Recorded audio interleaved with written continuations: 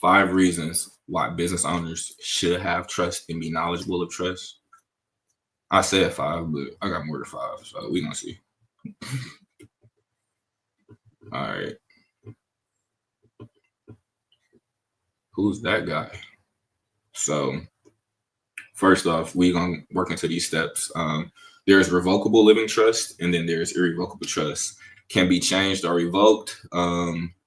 It becomes irrevocable upon the grantor's death and is often used in probate, avoidance, and estate planning. So what that means is, in layman's terms, if you have a revocable trust, something that is attached to your social security number in most cases, you have the ability to change these things while you're living, but upon the time that you pass, it becomes irrevocable. Now, irrevocable trust is not meant to be changed, man. So these things are actually more set for asset protection, because it's like you lock something into a safe, like a safety deposit box, and then it is set aside for it just to be over there. It is an asset. Nobody bothers it. It's safe there. Now, you look at a revocable trust, like the way I explain it to people, it is like you have one that is interacting in commerce often, and then you have one that is set aside in order for you to protect things. You don't want your public dealings to roll over into your private dealings and then be able to affect your assets, man. It matters. It truly matters. Then we have charitable trust. Charitable trusts are great because most wealthy people have charitable trusts. Ask Donald Trump why he only paid $700 in taxes one year when he's a multimillionaire. It is because individuals have an understanding of deductions and how to offload tax liability. So that also comes with philanthropy work and donations. Now, let's just say Bill and Melinda Gates Foundation, right? Do you know how much money they actually donate to the Bill and Melinda Gates Foundation? Now, if we look at who the beneficiaries are of this institution, I bet you that we see that Bill and Melinda Gates are beneficiaries. And if you did not know that charitable trust, if you are the owner, if you are the beneficiary of a charitable trust and the trust has taken care of the majority of its needs, you then have the ability to receive a portion of those proceeds as a beneficiary. So it's, for some people, they're paying into a charitable trust in order so that they can pay themselves, in order so that they have to pay the IRS less. And upon the illusion, it looks like you are doing philanthropy. Not to say that some of these charitable trusts or these charities aren't doing what they're supposed to do, but it's only a small portion of those funds that actually go there. Just keeping it a buck with you. And then we have one of my favorite, and make sure y'all check out the book, Family Trust. It is a great book. I wrote it a few years ago, and we have family constitutions and things in there. We have templates, definitions, all types of explanations in order for you to become more educated in how to fully operate your trust, and so that you can pass the information down to your children so that they know what you're leaving behind for them. But yes, a family trust is a living trust as a type of trust created by a family for financial and estate planning to manage and protect family assets, facilitate the distribution of assets to beneficiaries, and reduce taxes. So I have a house, I have cars, I have silver, coins, jewelry, things like that. I can leave them in my family trust, and I can appoint my empress and my children as beneficiaries, along with other businesses and other trusts as beneficiaries. And I would list my assets in the page that is called a Schedule A. And like I said, within the family trust book that we wrote, you all can see all of that information in there. And shout out to Atom Publishing. One that a lot of people don't know about, the gun trust. So you as a business owner, you do have the right to protect yourself if you are in brick and mortars, and let's say you're a carrier. You do not have to put these arms in your own name. They can be put in a gun trust. And this is a documentation. I believe the gun trust was found in Texas, and the ATF recognizes it and they utilize it. And you also can purchase silencers and things through a gun trust. It is it's a pretty dope piece of paper, fam. It's lit. Like, y'all should really look into it.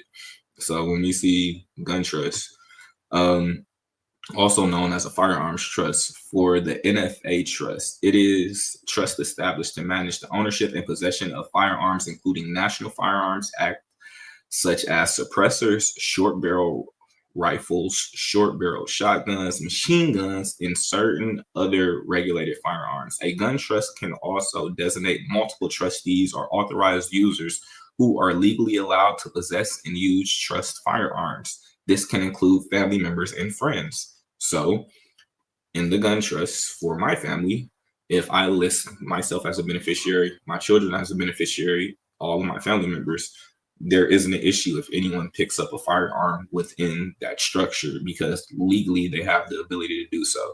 And you all can look these things up. Like I said, this came from Texas, and like you say, the National Firearms Association is, and they agree to it. I actually love this one. So the blind trust. As a business owner, let's just say you're in like a Donald Trump situation and you ended up inheriting a very lucrative business situation, but you already been establishing things and you have other business models going on. There's something called a blind trust, right? So this is one of the first times that I actually heard of blind trust was in an episode of Billions. And in the final season, the protagonist, he actually has to use a blind trust because he's running for president. So this is usually like in a Donald Trump situation. He's somebody who would have a blind trust, and he actually transferred the majority of his assets over to his children. So let's read what a blind trust is. A blind trust is to eliminate any potential conflicts of interest that could arise when a beneficiary is aware of their financial interests while holding a position of public trust, such as a government official, corporate executive, or a public figure. That is literally what blind trusts are for. So even me being in tribal positions, I have to have certain trust in place in case I get access to other things for the benefit of the tribe in order to protect the tribe's interest and also my family interest. So I personally don't become conflicted and then start to mismanage things because I have so much going on. It's a very brilliant thing. And then we have the bulletproof trust. So these trusts aim, I almost said something ignorant about what we these trusts aim to provide a high level of protection from these assets held within them, shielding them from potential creditors, lawsuits, and other threats. So there are certain clauses and things that are placed in trust. And one company that I could say that more than likely does have a bulletproof trust, it will have to be Walt Disney. When it comes to Disney World, and how that they stress out the state of Florida and Ron DeSantis, and even how they operate in those capacities, mainly because of the King's clause that was put into their particular trust. But yeah, those are important because it's another trust that comes after that, and it will highlight why bulletproof trusts work the way that they do. So then we got statutory trust, not my favorite. A type of trust entity established under state statutes that govern real estate investments, trust, REITs, real estate investment trust, and other similar arrangements. Only reason why I say statutory trusts are not my favorite because usually they fall underneath state jurisdictions, and that within itself it can become limiting to someone like me who operates in so many different jurisdictions. So usually, if you ever got a trust from me, you understand how we operate. We don't allow people to limit our commerce or just our private dealings because our business is our business, and you don't have the right to impede on that based on the way how you operate your jurisdiction and citizens. And it's just a right that we have the ability to reserve because we know better, right? So, spendthrift trust. So when we talk about spendthrift, this kind of is the one that I was talking about that leads back into the bulletproof. So a spendthrift trust designated to protect the trust assets from beneficiary creditors.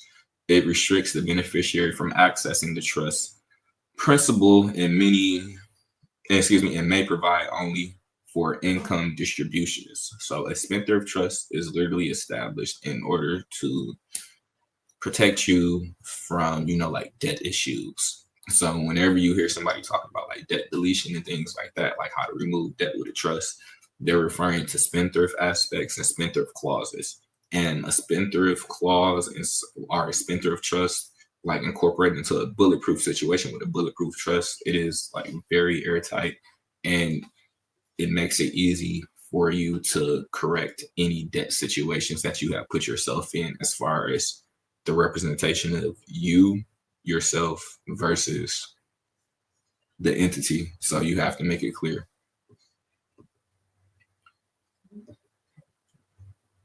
And then right here we have constructive trust. A constructive trust is not a traditional trust, rather than an equitable remedy imposed to correct wrongful actions such as fraud or breach of fiduciary duty by someone who holds property under circumstances making it unjust to retain that property. So this will be something that you use in order to, like make a claim, in order to get right. You present this to the court, and yeah, they're going to treat you differently than they will as somebody who's operating in a statutory sense. Then we have a unitrust, provides beneficiaries with a fixed percentage of the trust value each year, regardless of the trust performance. So trust got money, you got money. And this is like, well, why wouldn't you want to know this information if you are looking in order to grow and scale and provide something for your, like your children, for future generations? This is how you secure a bag, fam. And like I said, when you're growing and you're scaling and you understand like the benefits of private equity, and yeah, y'all for sure got to tap in with us on the Clubhouse and things like that. It's so many different offers and opportunities, but we may be doing like a online Shark Tank situation, and y'all can come pitch, get information on how to grow, scale, and possibly get some in-house investment opportunities. So like I said, make sure y'all tap in with me. Hit the link below. And you already know where we at. It's always love here. So this is where we have real conversations with real people in real time. Shout out to TFB News. Yes.